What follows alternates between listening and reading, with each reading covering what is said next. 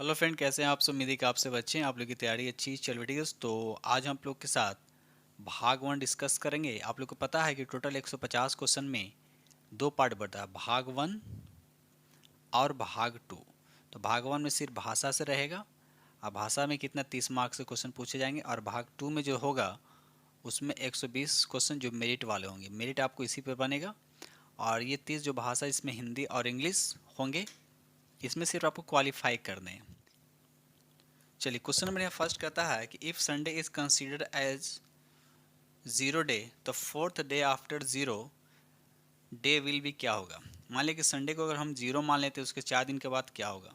तो आप काउंट कर लीजिए, तो राइट आंसर आपका बी हो जाएगा। थर्सडे जो है इसका राइट आंसर हो जाएगा।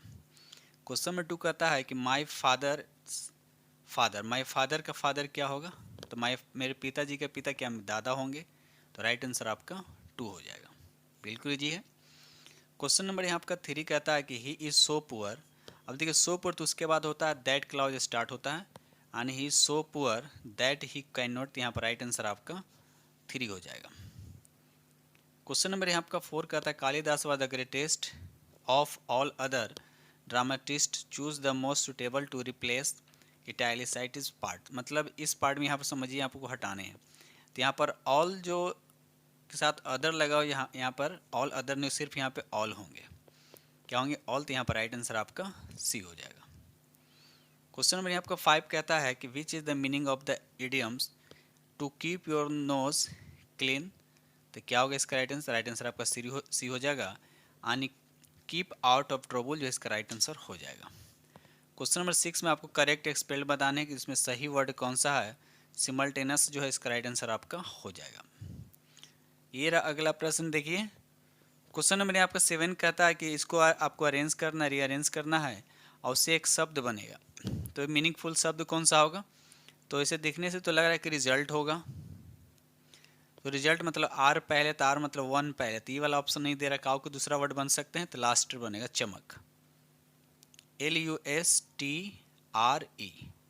तो एल का क्या होता है? 5 होता है, यू हो जाए यानी 5 6 यानी राइट आंसर आपका 7 का 1 ये हो जाएगा। आगे बढ़ते हैं हम लोग अगले प्रश्न की तरफ। चलिए, अगला प्रश्न देखिए, क्वेश्चन नंबर यहाँ आपका 8 कहता है which is not part of kitchen. इसमें किचन का पार्ट कौन सा नहीं है।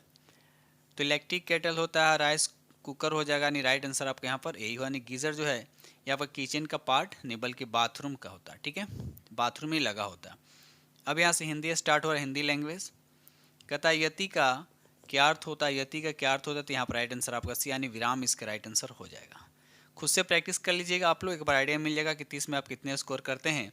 10 प्लस यानी 15 के आसपास कर रहे हैं तो बहुत अच्छे हैं। ठीक है, इसलिए दो वीडियो सोच रहे हैं कि इस लैंग्वेज पर आप लोग को बनाकर दे दूँ। क्वेश्चन में आप 10 कहता है परीक्षा केंद्र में इनमें से कौन सा समास है। परीक्षा केंद्र में कौन सा समास है। तो बताइए यहाँ पर परीक्षा केंद्र, तो यहाँ पर राइट आंसर आपका क्या हो जाएगा। तो राइट आंसर आपका सी हो जाने संप्रदान तत्पुरुष इसका राइट आंसर हो जाएगा। क्वेश्चन में यहाँ पे 11 कहता है कि निर्गुण शब्द में कौन सी संधि निह जोर गुण होता है। जब इसका संधि विच्छेद कीजिएगा तो निह जोर गुण होगा। तो निह जोर गुण का मतलब डॉट वाला किस में आता है। तो आप विसर्ग संधि में, विसर्ग संधि जो इसका राइट आंसर हो जाएगा। ये रहा अगला प्रश्न, क्वेश्चन नंबर यहाँ पर 12 पता है त्रिभुवन शब्द में कौन सा समास है। तो यहाँ पर राइट आंसर आपका सी हो जाएगा द्विगु समास। क्या होता है?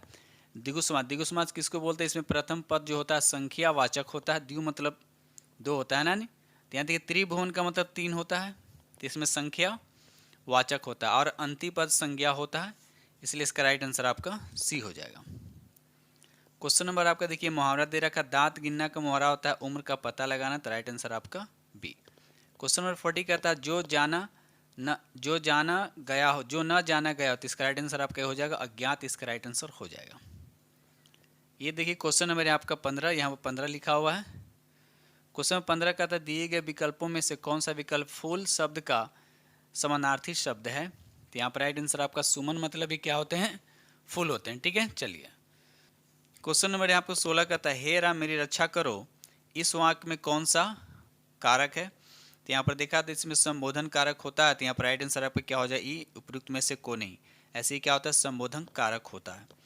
क्वेश्चन नंबर 17 कहता है कि महादेवी वर्मा की कृति यामा है, आपको बताने की क्या है। रेखा चित्र संग्रह, काव्य संग्रह या कथा संग्रह है? तो याद रखिए काव्य संग्रह, तो राइट आंसर आपका बी हो जाएगा। ये रहा अगला प्रश्न, देखिए क्वेश्चन नंबर यहाँ आपका 18। कहता है चांद का मुंह टेढ़ा है, इसमें से किस कवि की रचना है? तो यहाँ पर राइट आंसर आपका बी हो जाएगा, मुक्तिबोध जो है इसका राइट आंसर हो जाएगा। ये देखिए क्वेश्चन नंबर यहाँ आपका 90। कहता है इनमें कौन सा शब्द उपमा का पर्यायवाची शब्द नहीं, उपमा का पर्यायवाची शब्द नहीं है? तो यहाँ पर राइट आंसर आपका खाद हो जाएगा। क्वेश्चन नंबर 20 कहता है प्रलय का विलोम शब्द निम्न में से कौन सा है? प्रलय का विलोम से निम्न से कौन सा है? तो 20 का राइट आंसर आपका हो जाएगा सृष्टि जो है इसका राइट आंसर हो जाएगा। क्वेश्चन नंबर यहाँ पर 21 कहता है जहरीला शब्द में प्रत्यय बोलना है, प्रत्यय बताना। जहरीला प्रत्यय क्या होता है? जो किसी भी शब्द के बाद लगता है। जहरीला यानी ईला हो जाएगा, क्या हो जाएगा? ईला हो जाएगा यानी दीर्घई वाला। तो राइट आंसर आपका ए हो जाएगा। क्वेश्चन नंबर यहाँ आपको 22 कहता है त्रिपुरारी का सही संधि विच्छेद बताना है, बताइए। तो यहाँ पर राइट आंसर आपका हो जाएगा त्रिपुर जोर अड़ी जो है इसका राइट आंसर हो जाएगा। क्वेश्चन नंबर 23 जितेंद्रिय का सही संधि विच्छेद बताना है। तो यहाँ पर राइट आंसर आपका क्या हो? जीत जोर इंद्र, जीत जो इंद्र जो है इसका राइट आंसर हो जाएगा। क्वेश्चन नंबर यहाँ पर 24 कहता है अग्रेयास्त्र का सही संधि विच्छेद बताने हैं। तो यहाँ पर राइट आंसर आपका हो जाएगा आग्रेज और अस्त्र, राइट आंसर आपका पहला ही हो जाएगा। चलिए देखिए अगला प्रश्न क्वेश्चन नंबर यहाँ आपका 25। निम्नलिखित में शुद्ध वाक्य कहता है, निम्नलिखित में शुद्ध वाक्य नहीं, आपको बताएं इसमें कौन सा शुद्ध वाक्य नहीं है? तो यहाँ पर राइट आंसर आपका ये हो जाएगा वह गीत की दो लड़ियाँ गाती है, वह गीत की दो लड़ियाँ गाती है, ये आपका शुद्ध नहीं है। ठीक है, चलिए आगे बढ़ते हम लोग अगले प्रश्न की तरफ। क्वेश्चन नंबर 26 कहता है कि सरासर शब्द, सरासर शब्द क्या है? तो यहाँ पर राइट आंसर आपका बी हो जाएगा, विदेशी जो है इसका राइट आंसर हो जाएगा। ये रहा अगला प्रश्न, देखिए क्वेश्चन नंबर यहाँ आपका 27 कहता है क व्यंजन है, आपको बताना है कि क व्यंजन जो है ये क्या है? तो यहाँ पर राइट आंसर आपका बी हो जाएगा अघोष वर्ण, याद रखिएगा अघोष वर्ण जो है इसका राइट आंसर हो जाएगा। ठीक है, चलिए आगे बढ़ते हैं हम लोग। क्वेश्चन में यहाँ पर 28 कहता है इनमें से आगे नाथ न पीछे पगा लोकोक्ति का क्या अर्थ है? तो यहाँ पर 28 का राइट आंसर आपका बी हो जाएगा, किसी तरह की जिम्मेदारी का न होना। ठीक है, आगे बढ़ते हैं हम लोग। चलिए ये रहा अगला प्रश्न, देखिए क्वेश्चन नंबर यहाँ आपका 29 कहता है गुरु गोविंद दो खड़े काके पंक्ति को पूरा कीजिए। तो यहाँ पर क्या होगा? तो सी हो जाएगा लागू पाओ जो है इसका राइट आंसर हो जाएगा। ये रहा अगला प्रश्न, देखिए क्वेश्चन नंबर यहाँ आपका 30 कहता है घुमक्कड़ शब्द में कौन सा प्रत्यय, घुमक्कड़ शब्द में कौन सा प्रत्यय है? तो यहाँ पर राइट आंसर आपका हो जाएगा अक्कड़ जो है इसका राइट आंसर हो जाएगा। तो ये रहा दोस्त 30 और एक सेट और आप लोग के साथ डिस्कस करने वाले हैं। जस्ट चलिए सेट नंबर 2 पे चलते हैं, सेट नंबर 1 हो गया। चलिए रहा आपका सेट नंबर 2।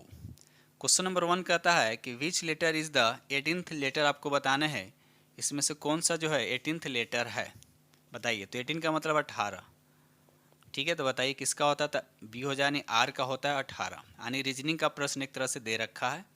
ठीक है, चलिए आगे बढ़ते हैं हम लोग अगले प्रश्न की तरफ।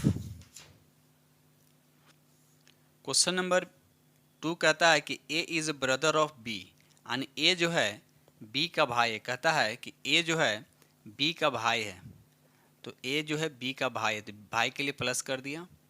But B is not brother of A, लेकिन बी जो है ए का भाई नहीं, तो भाई नहीं तो क्या होगा? बहन होगा। तो बताना व्हाट इज बी टू, यानी बी कौन है ए का? बी जो कौन है ए का, तो बहन हो जाएगा, यानी 2 का राइट आंसर आपका क्या हो जाएगा? सिस्टर। ठीक है, चलिए आगे बढ़ते हैं हम लोग। क्वेश्चन नंबर यहाँ पे 3 कहता है कि if 9th of month falls on day preceding Sunday, तो then on what day will first of the month fall, क्या होगा? तो यहाँ पर राइट आंसर आपका ये हो जाएगा फ्राइडे, इसका राइट आंसर हो जाएगा। आगे बढ़ते हैं हम लोग अगले प्रश्न की तरफ। क्वेश्चन नंबर यहाँ आपका 4 कहता है चूज द इनकरेक्ट एस्पेक्ट, आपको बताएं इसमें गलत वर्ड बताएं। तो ब्लेम सही है, लिव सही है, स्टेटमेंट जो है यहाँ पर आपका गलत है। तो स्टेटमेंट में क्या होता है? STAMT, उसके बाद ई होता है जो इसमें ई छूटा हुआ, स्टेटमेंट। ठीक है, चलिए आगे बढ़ते हैं हम लोग अगले प्रश्न। तो आपको गलत बताना, तो यहाँ पर राइट आंसर आपका सी हो जाएगा। चलिए ये रहा अगला प्रश्न, देखिए क्वेश्चन नंबर यहाँ आपका 5 कहता है फेयरली एंड स्क्वायरली मीन्स क्या होता है, तो यहाँ पर राइट आंसर आपका बी हो जाएगा। ऑनेस्टली जो है इसका राइट आंसर हो जाएगा। क्वेश्चन नंबर यहाँ पर 6 कहता है सिनोनिम्स ऑफ एक्साइटेड का आपका सिनोनिम्स बताने हैं, तो इसका राइट आंसर आपका क्या हो जाएगा, तो यहाँ पर सी हो जाएगा, एगर यानी उत्सुक होता है। चलिए क्वेश्चन नंबर यहाँ पर 7 कहता है कि which of the following is not use in kitchen, तो किचन में क्या यूज नहीं होता, तो बकेट, मॉप लिखा हुआ है, ट्रेस कैन होता है। तो इस क्वेश्चन में थोड़ा सा डाउट, इस क्वेश्चन में दे रखा आपका ऑप्शन सी दे रखा है। क्वेश्चन में थोड़ा सा देखिएगा, ट्रेस कैन का मतलब होता है कचरे की बाल्टी, बकेट में से बाल्टी होता है, उसके बाद इसका ये मॉप होगा, स्पेलिंग यहाँ मिस्टेक है। तो यहाँ पर आपको बताना है इसमें कौन ऑप्शन ऐसे सी दे रखा है, ठीक है, आप इसको चेक कर लीजिएगा कौन इसमें नहीं होगा। क्वेश्चन नंबर यहाँ आपका 8 कहता है कि the feminine of gender, tiger का टाइग्रेस होता है, तो राइट आंसर आपका बी हो जाएगा। आगे बढ़ते हैं हम लोग अगले प्रश्न की तरफ। चलिए अगला प्रश्न देखिए, अब यहाँ से हिंदी आपका स्टार्ट हो रहा है। कहता है तमस के लेखक कौन है, तमस का लेखक आपको बताने कि तमस का जो लेखक है वह कौन है, तो 9 का राइट आंसर आपका बी हो जाएगा, भीष्म शाहनी इसका राइट आंसर हो जाएगा। क्वेश्चन नंबर 10 कहता है कि तलघर पद में समास बताना है, तो 10 का राइट आंसर आपका सी हो जाएगा, कर्मधारय समास इसका राइट आंसर हो जाएगा। क्वेश्चन नंबर यहाँ पे 11 कहता है कि अष्ट धातु में कौन सा समास है, अष्ट धातु में कौन सा समास है, तो यहाँ पर राइट आंसर आप ए हो जाएगा, द्विगु समास जो है इसका राइट आंसर हो जाएगा। क्वेश्चन में यहाँ पर 12 कहता है गगनचुंबी शब्द निम्न में से कौन सा समास है, बताइए। यहाँ पर राइट आंसर आपका बी हो जाएगा, तत्सम पुरुष। देखिए आपको दो चीज़ क्लियर, यानी वर्ण याद रखिए, उसके बाद संधि और संधि विच्छेद, उसके बाद कारक और समास, इतना कर लीजिएगा, बाकी सब काम हो जाएगा, ठीक है। चलिए आगे बढ़ते हैं हम लोग अगले प्रश्न की तरफ। क्वेश्चन नंबर आपका 13 कहता है नाक पर गुस्सा मुहावरे का अर्थ निम्न में कौन सा है, तो मुहावरा भी कर लिए, थोड़ा सा मुहावरा भी, ठीक है। तो यहाँ पर राइट आंसर आपका हो जाएगा तुरंत क्रोध आना, इसका राइट आंसर हो जाएगा। क्वेश्चन नंबर 14 कहता है जो बहुत गहरा हो वाक्यांश के लिए एक शब्द का चयन करना है, तो 14 का राइट आंसर आपका हो जाएगा अगाध। यहाँ पर अगाध जो है इसका राइट आंसर हो जाएगा। ये रहा अगला प्रश्न देखिए, क्वेश्चन नंबर यहाँ आपका 15 कहता है जो स्त्री सूर्य भी न देख सके वाक्यांश के लिए एक शब्द, यानी अनेक शब्द का एक शब्द है, तो यहाँ पर राइट आंसर आपका बी हो जाएगा, असूर्य पस्या जो है इसका राइट आंसर हो जाएगा। क्वेश्चन नंबर यहाँ पर 16 कहता है कि मैंने राधा के लिए कपड़े खरीदे, इस वाक्य में कारक का प्रकार बताना, मैंने राधा के लिए कपड़े खरीदे, तो यहाँ पर राइट आंसर आपका सी यानी संप्रदान कारक जो है इसका राइट आंसर हो जाएगा। ये रहा अगला प्रश्न देखिए, क्वेश्चन नंबर आपका 17 मैथिली शरण गुप्त का संबंध आधुनिक काल में किस युग के कवि थे, आधुनिक काल में किस युग के कवि थे, तो यहाँ पर 17 का राइट आंसर आपका बी हो जाएगा, द्विवेदी युग, याद रखिएगा द्विवेदी युग जो है इसका राइट आंसर हो जाएगा। क्वेश्चन नंबर 18 कहता है फूलों के आसपास रहते हैं फिर भी कांटे उदास रहते हैं, पंक्ति में से बताने किस पंक्ति का मतलब से अलंकार बताने हैं, यहाँ पर राइट आंसर आपका बी हो जाएगा, अनियोक्ति अलंकार इसका राइट आंसर हो जाएगा। ये रहा अगला प्रश्न क्वेश्चन नंबर यहाँ आपका 19 कहता है कौन सा शब्द स्त्रीलिंग है, आपको बताने हैं इसमें कौन सा शब्द स्त्रीलिंग है, तो सूचना जो क्या आपका स्त्रीलिंग शब्द है। ये रहा अगला प्रश्न देखिए, क्वेश्चन नंबर आपका 20 कहता है निम्नलिखित में कौन सा शब्द वायु का पर्यायवाची है, वायु का पर्यायवाची है, तो यहाँ पर राइट आंसर आपका अनिल मतलब ये हवा यानी वायु होता है, तो राइट आंसर आपका सी हो जाएगा। क्वेश्चन नंबर 21 कहता है दिए गए किस वाक्य में सकर्मक क्रिया है, तो यहाँ पर राइट आंसर आपका राहुल ने केला खाया, तो यहाँ पर खाया जो हो गया आपका सकर्मक क्रिया होता है। सकर्मक क्रिया क्या होता है, कर्म रखता है यानी ऑब्जेक्ट रखता है, तो राइट आंसर आपका ए हो जाएगा।